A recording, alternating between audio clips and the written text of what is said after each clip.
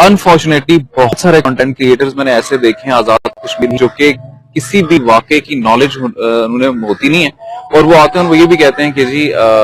मुझे पता नहीं है ये कैसे हुआ है, लेकिन इसमें मैं ये बात करता हूँ। और फिर उस पर आप क्या बात करेंगे जब आपको पता नहीं है, या फिर आपको उस पर बात ही नहीं करनी चाहिए। आपको एक एंटरटेनमेंट बेस्ड कंटेंट जो है उस पर अगर आप चले जाएं और आप न्यूज को छोड़ दें, इस हवाले से क्या राय रखते हैं?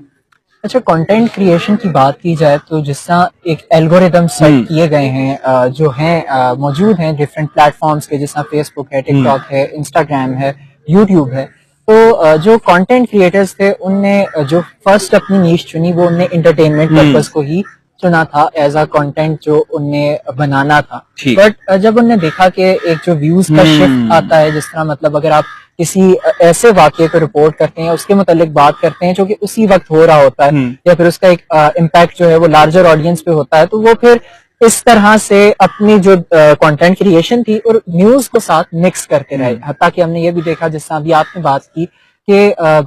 मुतादिद दफा जो है कंटेंट क्रिएटर्स की जानिब से ये भी कहा जाता है कि हमें इल्म तो नहीं है इस वाकया का मुकम्मल तौर पर। यहाँ पर अब हम देख सकते हैं कि न्यूज और कंटेंट क्रिएशन का डिफरेंस क्या है। एक न्यूज में आप एथिक्स फॉलो करते हुए 5W1H के प्रिंसिपल को अगर हम एड्रेस करें तो उसके मुताबिक आप व्हेन, वेयर, व्हाई, या फिर एक खबर की आप रिसर्च करते हैं प्रॉपर कि एक खबर है उसका सोर्स क्या है, उसकी जो बुनियादी इंफॉर्मेशन है, कैसे वो वाकया हुआ, क्या हुआ, कब हुआ, किसके साथ हुआ, ये तमाम जो है आप चेक जो है वो फिल करते हुए एक अपनी न्यूज बनाते हैं। जबकि कंटेंट क्रिएशन के पर्सपेक्टिव में बात की जाए तो आप सिर्फ ये बता देते हैं कि ये हुआ, इसको आप किसी चीज के साथ रिलेट कर देते हैं। लाइक कंटेंट क्रिएटर्स को हमने देखा कि वो मुतादिद